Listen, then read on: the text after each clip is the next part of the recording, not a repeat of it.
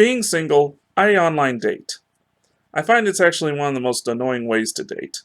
You don't know who you're talking to, if people are serious about what they're looking for, and what's worse, the whole area is so overfilled with phonies, prostitutes, pretenders, perverts, and other forms of scum starting with P, that's difficult for people, like me, looking for something genuine, to find something genuine. In fact, 9 times out of 10, those who you do manage to get a conversation out of, if they aren't the aforementioned, they suspect you are. Needless to say, online dating is an insane, mind-numbing, Kafkaesque jungle. But it's the modern era, and there's very few other means of putting yourself out there otherwise. And believe me, if others know of it, they're not talking about it. So what can be done? Well, I came up with a question, an icebreaker to be precise. It's a very simple yes or no question, but one that's clever, way out there, and kind of silly, but at the same time so crazy to ask that it actually works. Now, before I tell you what the question is, and believe me, I will tell you, I must warn that there is no guarantee that you're actually going to get a date asking someone this. Me, personally, I don't expect to get a date asking women this. Its purpose was not originally intended to pick women up, but to experiment, explore, and entertain myself. I really just started this as my opener on the merit of, oh, why not? Now, I hope you're still here with me because I'm about to tell you what the question is. Ready for it? The question that I use as my opener is, do you like bologna? Now, I know what you're probably asking. Bologna? Yeah, bologna. Sandwiches, fried eggs, pickle roll-ups, deli meats, cold cuts, Oscar Mayer bologna. How did I come up with this question? Well, as you all know, I'm a movie buff, so naturally, I got it from a movie. The movie in question is You and Me and Everyone We Know. Written, directed, and starring Miranda July, this weird, quirky, yet somewhat charming movie tells stories of several people who deal with the loneliness of the modern era, among other things. In the context of the question, the sons of one of the main characters are chatting with an older lady on an online dating site, and the younger brother innocently requests his older brother ask her if she likes bologna. It's a brief moment, but it inspired me to think to myself, again, why not? Now, as I say before, I have not gotten one date out of asking any woman this question, but it's still the most fun I have ever had online dating. Why? First off, because it's a very good way to check for scammers. There are folks out there, within an instant of approaching you, want your number or, lately, your Snapchat. Because that's how they get you. Believe me, it's happened to me before. They get your number, your email, or your snap, and they feed you this whole sob story about how they were treated horribly by an ex, tugging at your heartstrings, and then, when they have completely gained your trust, they start coaxing money, gifts, your credit card number, or your bank account out of you, and soak you for all you've got, and keep making excuses on why they never see you. I was lucky enough to catch the act early on when I did, but not everyone is that lucky. So now, I ask them if they like bologna. If they ask for my number or Snapchat, I insist that they answer my question and not change the topic.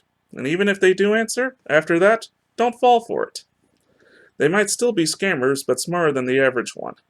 Remember, the first warning sign is when they ask you for your number, email, Snapchat, or some other form of contact.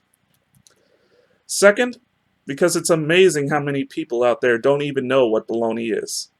Believe me, once you start asking people if they like bologna, you will be beside yourself on how many people ask what bologna is.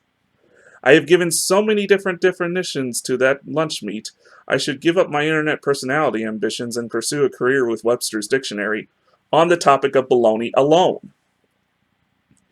Also, there are those who don't know what bologna is, but confuse it for a city in Italy.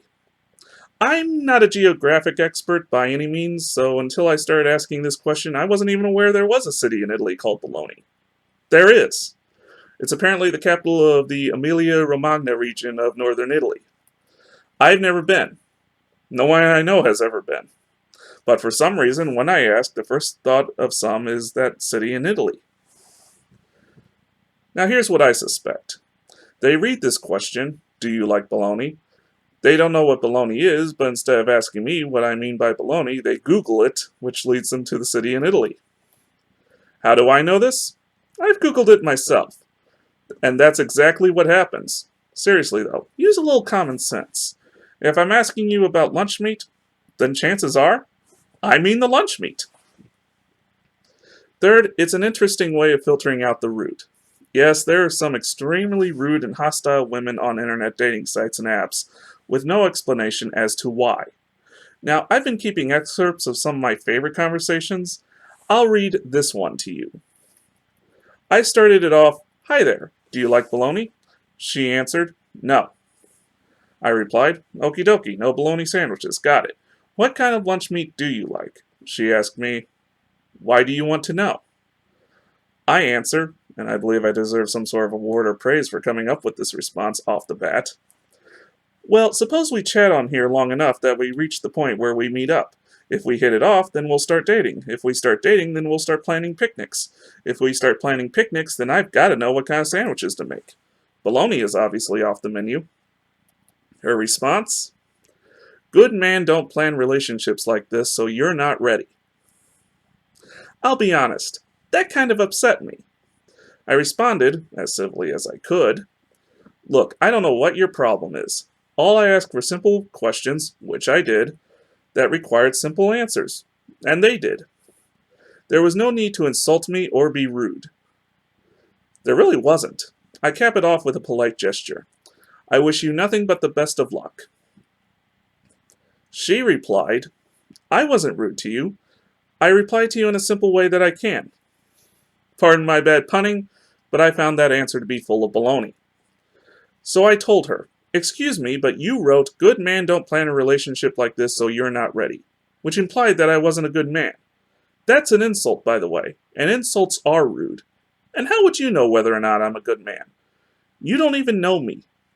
You don't know what I'm like, if I'm kind, courteous, and cheeky, or rude, obnoxious, and pretentious. You jump to judge me. Over what? Lunch meat? Sandwiches? Picnics? A lot of people enjoy these things. I happen to be one of them. This is very true, by the way. If those aren't your things, then just say so.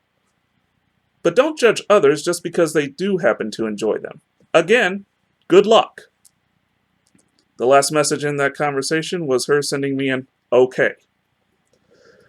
Yeah, this is just one of many conversations with incredibly rude and hostile women I've had on here, even before I started asking the question. But this one is one of my favorites. Maybe because I gave myself some ground to stand on, where I got to tell her off. Sure, the ground I stood on was paved with lunch meat, but still. It shows that the question is an excellent bullet dodger. Imagine what dating this woman would have been like. Fourth, you can actually intrigue someone by asking it. Let's face it, the question is so simple yet so random and comes so far out of left field that when you ask it, and they do answer it, you can actually have a decent conversation with someone. And they'll be so impressed with your randomness, never mind that I took it from a movie, that they'll actually talk to you and try to get to know you. I've had a few pleasant conversations, believe it or not, and while I haven't found romance yet, I'm sure that I'll find it at some point. If you do choose to follow in my footsteps and start asking people this question, or preferably come up with a question of your own, just remember this. It's not so important that they answer yes or no. What's important is that they do answer you, and answer you honestly. And if you fail this time around, you can laugh off the ridiculousness and continue on your journey.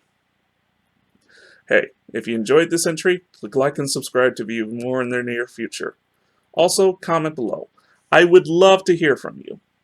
Also, before I go, Miranda July, on the off chance that you are watching my show, I would like to take this opportunity to thank you for introducing me to this question. I'm not sure if you'll understand this, but you have plucked me out of a state of despair and set me on a path of romance anew, with both a fresh start and a little bit of humor along the way. It's probably not what you had intended when you originally wrote the line, but you have my gratitude regardless. So thank you, and macaroni. I'm Mike, and this has been a Penguins Rock production.